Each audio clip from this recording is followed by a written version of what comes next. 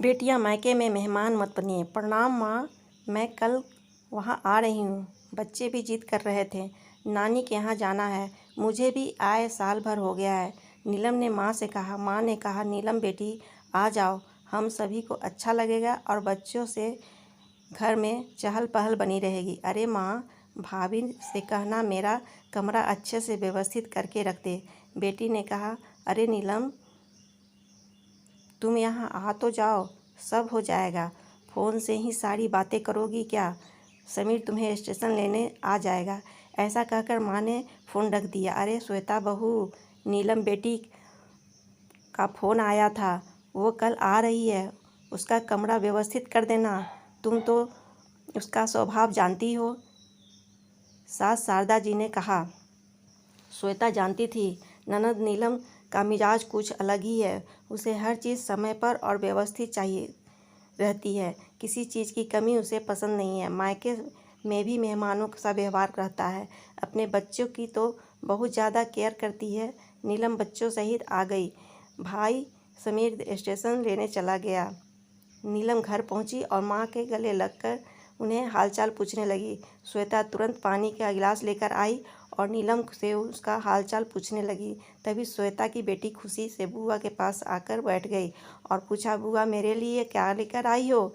नीलम ने अपनी सूटकेस से खोली और एक सुंदर सा ड्रेस खुशी के हाथों में दिया। खुशी ड्रेस पहनकर बहुत खुश हो गई। बच्चे आपस में खेलते हुए मस्ती करने लगे। तभी नीलम ने कहा, श्वेता भाभी, हमारा कमरा व्यवस्थित है ना? पिछली बार आई थी तो कूलर काम नहीं कर रहा था।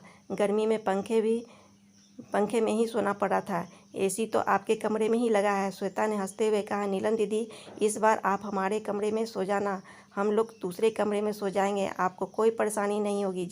शारदा जी सब सुन रही थी। उन्होंने तुरंत नीलम से कहा, अरे बिटिया, इस बार तुम्हारे समीर भैया ने नया कूलर ले लिया है, तुम आराम से रहना। अरे माँ, मैं तो भाभी से यूं ही मजाक कर रही थी, नीलम ने कहा। श्वेता जानती थी नीलम हर बात में उसे ताना मारती है, पर वह चुप रहती थी। श्वेता चाहती थी कि नीलम दीदी जितने दिन ही रहे खुश से रहे, उन्हें किसी बात की तकलीफ़ ना हो, क्योंकि अब पिताजी भी नहीं रहे। उन्हें पिता की कमी कभी महसूस नहीं होनी चाहिए। श्वेता हर तरह से खुश रखने की कोशिश करती थी। समीर बाजार से जाकर काफ़ी सारा घर का किराना और बच्चों के लिए चॉकलेट मिठाई लेकर आया। एक दिन दोपहर के वक्त पर सब खाना खा रहे थे और श्वेता गर्मा गर्म पूरी तल रही थी।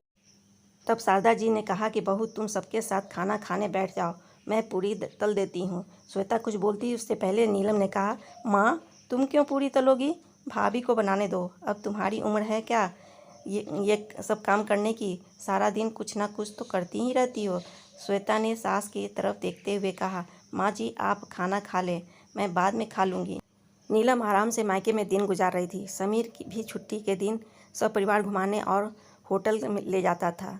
एक दिन बातों ही बातों में नीलम ने पूछ ही लिया, भाभी आप मायके नहीं जा रही हैं? जवाब देते हुए श्वेता ने कहा, मैं तो अभी जाने ही वाली थी, क्योंकि मेरे पिताजी की तबीयत ठीक नहीं चल रही है, पर आपका फ़ोन आ गया सो मैंने जाना कैंसिल कर दिया। माँ जी कितना अकेले घर का काम करती, अब आपके जाने के बाद ही जाना होगा। अच्छा किया भाभी आपने जो मायके नहीं गई। ससुराल से तो मैं थकी हारी आती हूँ, फिर मायके में तो पूरा आराम चाहिए ना, वरना मैं नहीं आती। नीलम ने कहा, नीलम दीदी, आपकी भी तो ननद आती होगी, तब उन्हें भी पूरा आराम मिलता होगा क्यों? श्वेता ने पूछा। नहीं भाभी, मैं तो साफ साफ कह देती हूँ, मुझसे अकेले काम नहीं होगा, उन्हें मदद तो करवानी ही होगी।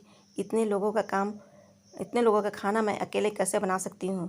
नीलम हाथ हिलाते हुए बोली। शारदा जी चुपचाप सब सुन रही थी। उन्होंने तुरंत नीलम से कहा, फिर यहाँ अपनी भाभी का हाथ क्यों नहीं बटाती? वो भी तो अकेली काम में से थक जाती होगी। अरे माँ, तुम तो अपनी बहू का ही पक्ष लेने लगी। ऐसा है तो मैं चली जाती हूँ, भाभी पर बोझ नहीं बनती।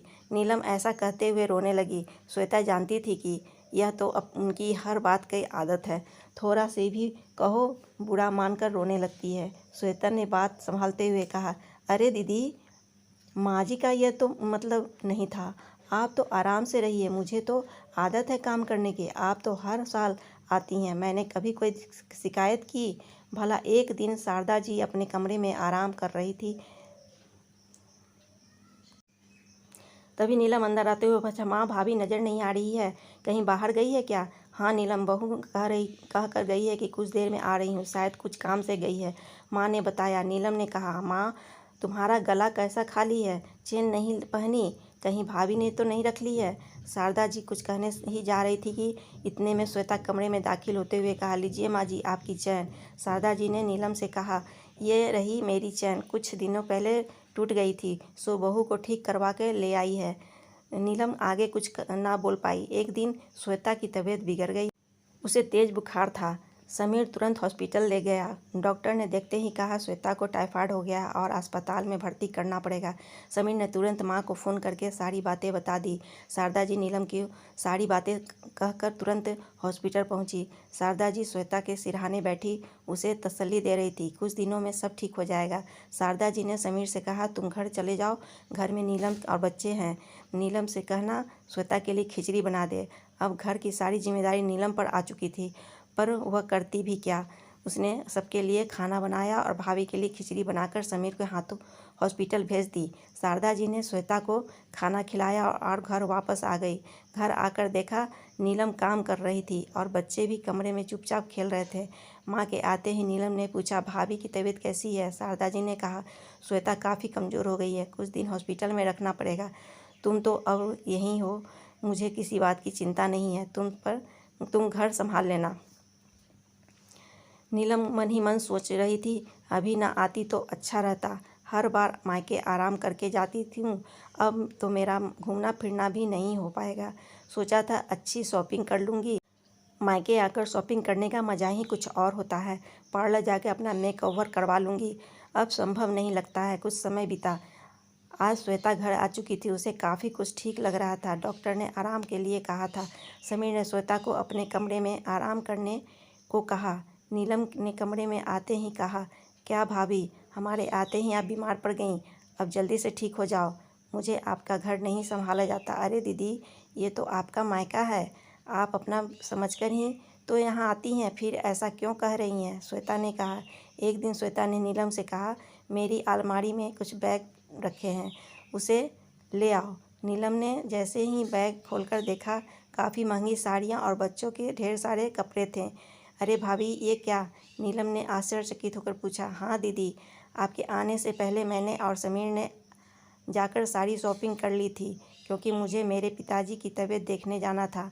माँ जी ने कहा था मैं मायके चली जाऊँ, पर आप आ रही थी तो मैं कैसे जा सकती थी, पर कहीं अचानक जाना पड़ जाए तो। आप सभी के लिए पहले से ही कपड़े खरीद कर लाए थे। नीलम अपने आप को शर्मिंदा महसूस कर रही थी। नीलम श्वेता के गले लगते हुए रोने लगी। भाभी, मैंने आपको हमेशा गलत समझा और भला बुरा भी कहती रही, पर कभी आपने सामने से जवाब नहीं दिया। मुझे माफ़ कर दे। अरे दीदी, ऐसा मत कहिए, आप तो बेटी हैं घर की, आपका तो हक है। अब तो मेरी तबीयत ठीक है, हम सब घूमने फिरने चलेंगे और खूब शॉपिंग करेंगे। शारदा जी सब देख सुन रही थीं कि श्वेता कितनी समझदार और सुलझी बहू है, ननद को हमेशा बहन ही मानती रही है। समीर ने कभी उसे पिताजी की कमी महसूस नहीं होने दी, उसकी हर चीज़ बखूबी ध्यान देता रहा है। पर नीलम ने भाभी को कभी महत्व नहीं दिया जिसकी वह हकदार थी। श्वेता जैसे ही काम करने किचन में जा रही थी कि नीलम ने हाथ पकड़ते हुए कहा, भाभी, जब तक आप पूरी तरह से ठीक नहीं हो जाती हैं, मैं किचन संभाल लूँगी, मैं अभी काफ़ी दिन रुकने वाली हूँ। श्वेता ने कहा, नीलम दीदी, आपकी जब इच्छा हो तब जाया करें, पर मायके को मायका ही समझें, ना कि मेहमान बनकर आए, तभी प्यार और अपनापन का रिश्ता बना रहेगा। मायके में माँ के बाद भाभी ही सब कुछ होती है, उनके प्यार और अपनापन का रिश्ता बना करके तभी मायके में कभी बोझ ना समझा जाएगा।